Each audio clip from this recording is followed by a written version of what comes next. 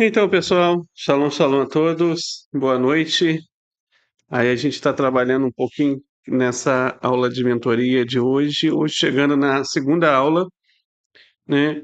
E o PDF que nós disponibilizamos, estamos no capítulo de número 2, onde falaremos um pouco mais sobre a questão dos fundamentos, e hoje falando sobre o fundamento da profecia, mais especificamente sobre o papel dos falsos profetas, né? Ou seja, estaremos falando mais em torno do falso profeta em si. Vou estar abrindo aqui um slide para nos ajudar um pouquinho, né, na didática dessa aula de hoje. Conforme nós fizemos na última aula, vamos também fazer agora, nessa aula de hoje. Após essa aula, estaremos aí disponibilizando para todos vocês. Ah, estaremos disponibilizando, então, né, a atividade semanal de número 2 também. Após postar essa atividade, vocês têm um total aí de 7 dias para poder responder essa atividade. Bem, vamos então entrar nessa aula de hoje, vamos falar um pouquinho sobre isso. O Rambam, lá no Yesodei HaTorá, nós estamos estudando sobre fundamentos, então vamos usar bastante o Rambam e principalmente bastante o Yesodei HaTorá, onde está lá no Sefer Hamadá, lá o primeiro livro do Mishneh Torah, inclusive, lá no capítulo de número 9, lá no parágrafo número 1, é dito que, portanto, se uma pessoa se levantar, seja essa pessoa judeu ou gentil, ou seja, isso vale tanto para judeus quanto para não judeus, e realizar um sinal, um prodígio, e disser que Deus o enviou para adicionar uma mitzvah, subtrair uma mitzvah, explicar uma mitzvah de uma maneira que difere da tradição recebida de Moisés, ou se ele disser que as mitzvot ordenadas aos judeus não são para sempre, mas sim foram dadas por um tempo limitado, ele é um falso profeta. Então, essa daqui é a base que se tem daquilo que é de fato um falso profeta. O que é um falso profeta? É alguém que faz uma dessas coisas aqui. E o Rambam aqui, ele indicou 4 coisas, né, principais. Primeiro ato, a pessoa é um falso profeta se adicionar uma mitzvah, ou seja, dizer que a Torá ela precisa ser aperfeiçoada, melhorada, transformada. Então vamos adicionar mais um mandamento novo. Isso, de acordo com o Rambam, é uma proibição.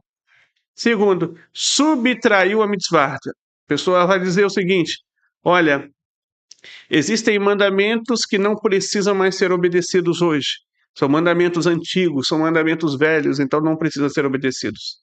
Esse também é um princípio de falsa profecia. Terceiro, explicar uma mitzvah de uma maneira que difere da tradição recebida de Moisés.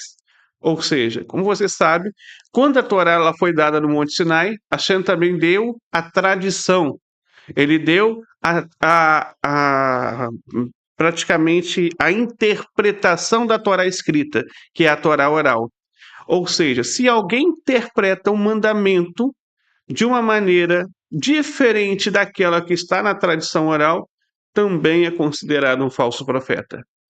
Em quarto lugar, se ele disser que as mitzvot ordenadas aos judeus não são para sempre, mas sim foram dadas por um tempo limitado, ele é um falso profeta. Ou seja, se ele dizer que a Torá não é eterna, se ele dizer que os mandamentos não são eternos, por si só, ele também é classificado como um falso profeta. Legal.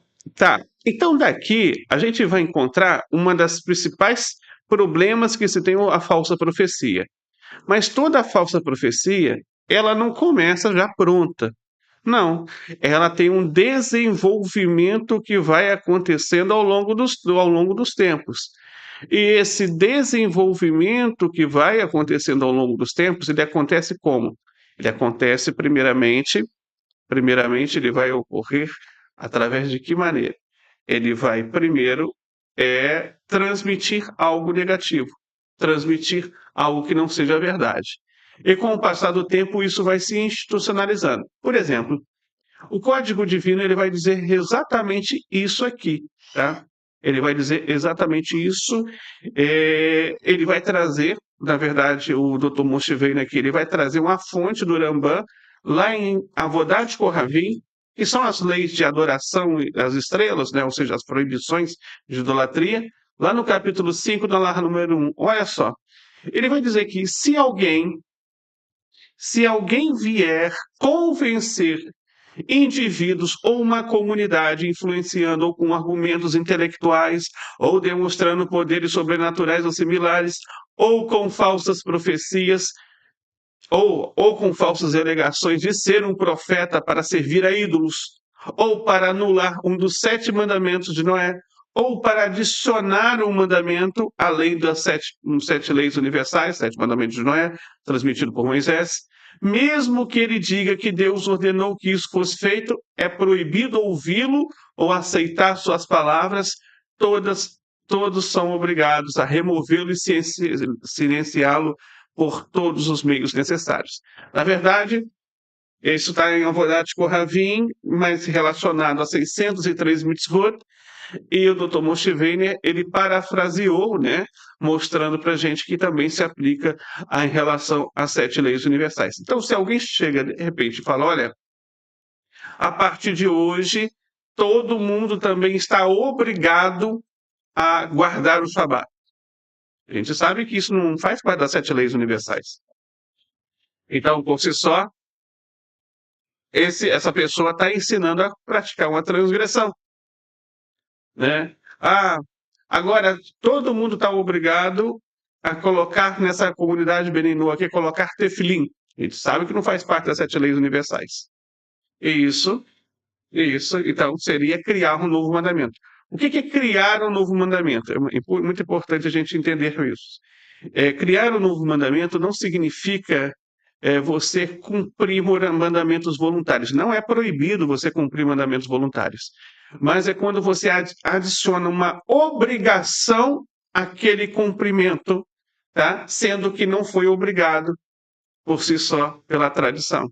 Quando você adiciona essa obrigação, sim, você está criando um novo mandamento e está criando uma nova religião. E aí já se configura, a pessoa que anuncia isso já se configura um falso profeta, de fato. É, geralmente, como nós vimos, essa pessoa, ela vai reivindicar um culto próprio muitas vezes. Isso é muito típico das seitas, é muito típico da falsa profecia. Geralmente as seitas têm muito isso. Como que você reconhece uma seita? Primeiro, a seita geralmente é centralizada numa única pessoa e a palavra daquele não não pode ser de forma alguma questionada, né? Segundo, aquele grupo tem um sentimento de ser o único grupo que vai se salvar de alguma forma ou de algum apocalipse, é assim que eles geralmente colocam, né? Ou de alguma maneira. Terceiro, eles se separam através de uma cadeia de ensinos daquilo que é algo maior, né? E geralmente se tem um padrão, que tem uma liderança que vai espalhar isso, que vai promover isso. E geralmente essa liderança quer desenvolver um culto, uma promoção à sua própria pessoa. Todas as seitas que geralmente se veem sempre tem um culto ao seu fundador, sempre tem um culto àquela pessoa. Então daqui a gente vê isso. Então isso é a característica de um falso profeta realmente. Se alguém convence os outros a servi-lo como um ídolo, ele diz palavras como sirva-me, ou diz palavras como adora-me, e eles o adoram, então ele é o próprio ídolo. E tanto ele quanto eles são culpados. E assim como todos os que servem aos ídolos. Ou seja, a pessoa ela se colocar como centro das atenções, e mais do que isso, ela requerer das pessoas adoração, culto sobre ela, também é uma proibição. E a pessoa que faz isso, realmente, ela está criando o quê? Um mandamento novo, um mandamento diferente, um mandamento que inclusive não foi dado, que é ser adorada. Esse mandamento não existe. Logo, ela criou uma nova religião e por isso ela também se torna culpada de quê? De idolatria. Mas idolatria a quem? Idolatria à própria pessoa. Não deixa de ser idolatria. A idolatria à própria pessoa também é considerada uma idolatria. O falso profeta, ele vai se classificar em algumas categorias. Existem aqueles falsos profetas que dizem falar em nome de Deus, e existe aquele falso profeta que fala em nome do ídolo.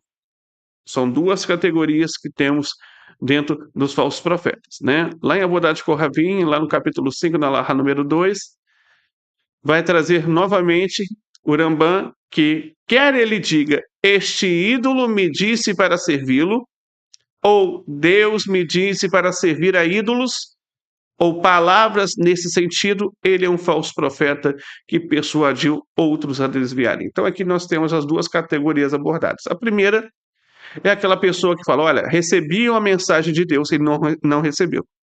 Mas recebi uma mensagem de Deus, e dentro dessa mensagem que eu recebi, agora vocês vão ter que fazer o culto a isso, o culto a aquilo, o culto a aquilo outro. Muitas vezes, ele não vai falar que está profetizando em nome de um ídolo. Ele vai falar que ele está profetizando em nome do Todo-Poderoso, do Criador. E que esse Criador mandou ele falar isso. Ele é considerado também um falso profeta nesse sentido? Também ele é considerado um falso profeta nesse sentido. Não deixa de ser falso profeta apenas porque ele está dizendo, mencionando que está falando em nome do Todo-Poderoso. Também ele vai ser um falso profeta. E existe o outro. Esse outro, ele vai fazer o seguinte, ele nem vai disfarçar muito. Ele vai dizer, olha, eu quero que vocês venham comigo para servir os ídolos. Ah, para servir o ídolo A, para servir o ídolo B. E quando ele faz essa invocação, ele não é somente considerado um falso profeta. Ele é considerado também uma das proibições mais graves que tem na Torá, ou seja, que é a proibição do sedutor, aquele que seduz os outros a cometerem idolatria. O caso da sedução é tão grave, mas é tão grave, que vai ter algumas mitzvot, mais em relação ao judeu, mas para o Benó pode se aplicar também, é que se você vir um falso profeta desse, agonizando, precisando de socorro, é proibido socorrê-lo. Só para nós entendermos. O amor ao próximo deixa de ser executado pela gravidade, pelo envolvimento que essa pessoa teve na avodazará dela. Aqui eu não estou falando em relação a pessoas que seguem idolatria, tá? Eu estou falando somente ao falso profeta realmente, de fato. Aquele que institucionaliza, aquele que propaga, aquele que realmente arregimenta as pessoas para seguir a idolatria. Então, aqui tem um alvo necessário sobre isso. E, como falei, aquele falso profeta que fala em nome de outros deuses. Então, da mesma forma, um profeta autoproclamado por quê? Não é porque ele é reconhecido, ninguém reconheceu ele se reconheceu sozinho, que profetiza em nome de ídolos e diz, este ídolo ou estrela me disse que é um mandamento fazer isso ou aquilo, ou não fazer isso ou aquilo, mesmo que ele tenha citado uma lei correta da Torá, é responsável por cometer o pecado também de falsa profecia. Ou seja, por quê? Porque ele está levando outras pessoas a cometerem transgressões. Levar as outras pessoas a cometerem transgressões, divulgar transgressão, fazer isso, mesmo que muitas vezes seja bem intencionado ou pareça bem intencionado, né, é considerado algo grave também nesse sentido. Legal. Então, pessoal, agora a gente vai estar abrindo para perguntas. Alguém tem alguma pergunta, alguma dúvida? Só levantar a mão aí. Daniel, pode falar. Eu estou me ouvindo bem? Tudo. Estou ouvindo, Daniel. É, é o seguinte, né? Foi falado sobre o falso profeta, sobre o falso profeta e o mesmo Fernando. A pessoa que faz a falsa, recebe uma diz que recebeu de Deus uma falsa profecia.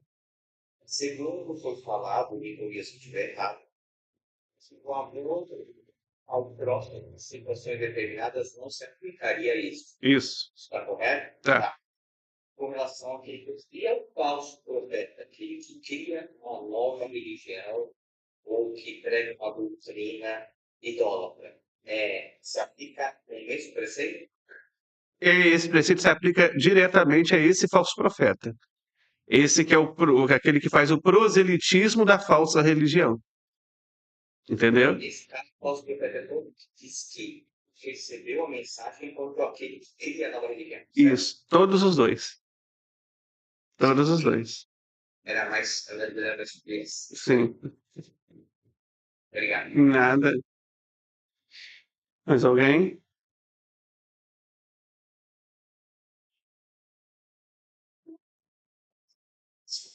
Sim. Vamos lá.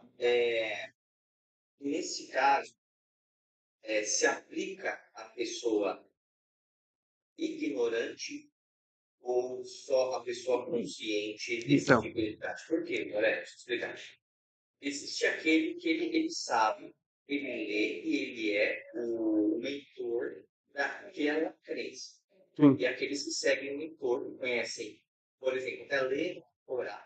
Eu digo assim, que entendem o Velho Testamento, eu digo a questão, né? E que sabem que está ao contrário, mas assim fazem, tá? De forma dolosa. Mas existe aquele que é o ignorante. Ao ignorante se aplica da mesma forma? Sim. Geralmente os ignorantes, nesse caso aí, são pessoas que não são pessoas que buscam outras pessoas para converter, entendeu? Mas são pessoas que seguem, são seguidores. Esses seguidores, a gente não faz essa aplicação que está aqui, entendeu? A gente só faz o líder em potencial de fato, entendeu? Que é aí vamos colocar aí o Edir Macedo, o R.R. Soares, esse povo aí, entendeu? Esses são os líderes de fato, Conscientes. entendeu? Porque eles são pessoas esclarecidas, são pessoas esclarecidas. E muitos desses aí têm que ter uma noção de hebraico boa, uma boa noção mesmo. Só que existem pessoas que são sinceras e que, quando têm a oportunidade e descobrem a verdade, ela sai daquilo. Existem outras pessoas que não têm sinceridade, pessoas que, mesmo vendo o certo, preferem tapar os olhos e continuar difundindo a religião porque é lucrativo, né? Dá retorno. E aí eles continuam fazendo isso. Então, isso.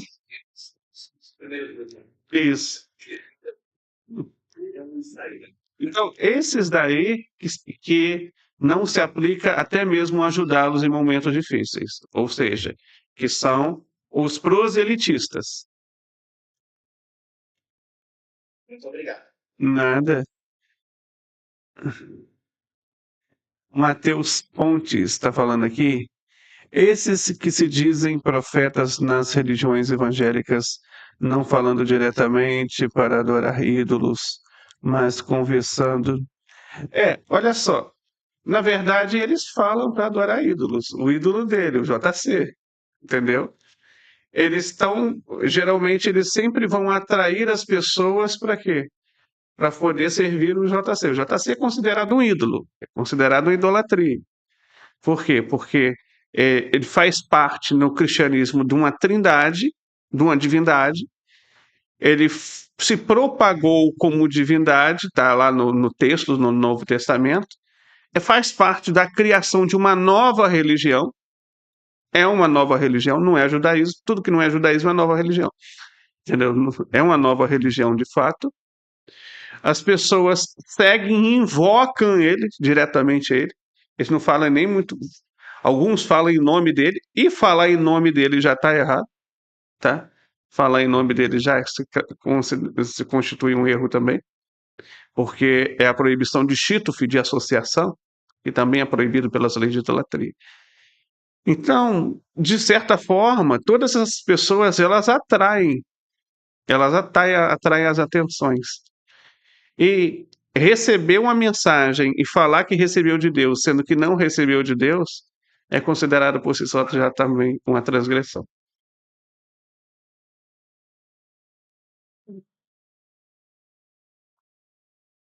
Daniel, pode falar. De novo, né? Vamos lá. Dentro, eu entendi com a questão do cidadão, né? Sim, a idolatria, porque há um intermediário, né? Aquela situação do ciclo de divindade ali. A dúvida que eu tenho é a seguinte: nós começamos por um caminho, qual seria o limite dentro disso? Por exemplo, nós temos o Rebbe que nós atribuímos a messianidade. Tá? Sim. Onde estaria o limite dentro disso? Eu digo porque muitos de nós viemos com a ideia de que existe um intermediário, certo? Nós saímos dessa ideia. Sim. Aonde que estaria o limite que seria eu vou falar, uma admiração, Uhum. uma idolatria? O limite está a partir do momento que a pessoa invoca o Rebbe. Ninguém invoca, entendeu? Aí ninguém se ajoelha para o Rebbe, por exemplo. Ninguém faz orações para o Rebbe. E tampouco em nome do Rebbe também não fazemos, entendeu? É, ent- por exemplo, é um costume Rabad no final do Sedur cantar o Yerri. Mas o Yerri, ele é praticamente o quê? É a verdade, o reconhecimento de que cada geração ele tem o seu líder daquela geração. O Rebbe foi o líder da nossa geração. Isso é o Yerri, entendeu? É apenas o reconhecimento, não é a invocação dele. O Henry tem uma série de regras também, tá? Que precisa ser tratado para a gente compreender bem o que é o Henry. Eu tenho uma série de aulas que falam sobre isso. Mas a questão é essa. Se, por exemplo, eu me ajoelhasse ou rezasse por Hebe, ou então pedisse para o Hebe alguma coisa, para ele, sei lá, interceder para mim, algo assim, já é algo que se aproximaria da Vodazará. Isso a gente não faz. Deus os livre. Nada.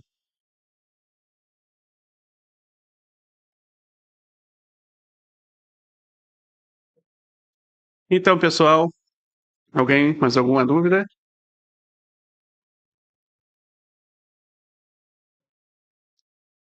Então, gente, essa foi a nossa aula de hoje, número 2. Aula de número 3, 8 horas da noite, próximo domingo. Estaremos falando sobre a proibição de criar uma nova religião. Vamos estar falando sobre isso mais especificamente na próxima aula. E também depois eu vou passar uma atividade para vocês. Que a Senhor possa dar muitas bênçãos para todos vocês. Uma ótima noite aí. Bom fim de semana. E desde já, desejar para todos Shabbat Shalom.